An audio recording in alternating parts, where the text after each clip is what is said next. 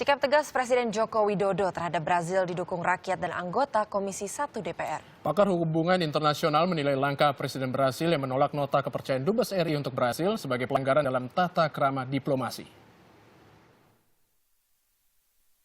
Anggota Komisi 1 DPR Mutia Hafid mendukung sikap tegas Presiden Joko Widodo terhadap Brasil.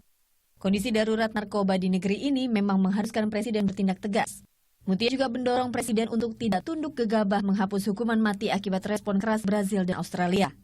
Kalaupun ada yang ingin merubah penerapan hukuman mati di Indonesia atau tidak, jangan karena ada pernyataan dari Brasil atau pernyataan dari Australia. Biarlah ini menjadi diskursus atau perdebatan antara sesama warga negara Indonesia dalam menentukan bagaimana hukum positif kita ke depan.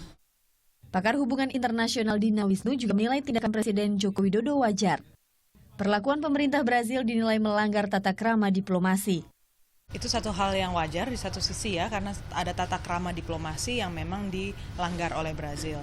Di sisi yang lain saya sih berharap ini tidak sampai harus berlanjut ke tingkat yang lebih serius ya. Asal ada dialog saya kira dari pihak Brasil, kita sapa dengan lebih baik, itu bisa lumer lah ya ketegangannya.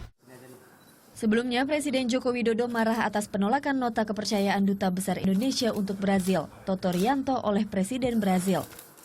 Ini dinilai melecehkan bangsa Indonesia.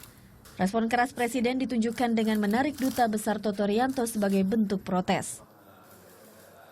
Hubungan kedua negara memburuk terkait sikap Indonesia yang memberlakukan hukuman mati pada terpidana kasus narkoba, termasuk kepada warga negara Brasil. Sikap keras juga ditunjukkan pemerintah Australia. Perdana Menteri Australia Tony Abbott menyinggung bantuan Australia dalam tsunami Aceh. Walau Tony Abbott akhirnya meralat ucapannya, namun pernyataannya telah menyinggung rakyat negeri ini. Aksi mengumpulkan koin pun digalakan di berbagai daerah. Koin-koin ini akan dikirimkan untuk membayar bantuan kemanusiaan Australia saat tsunami Aceh.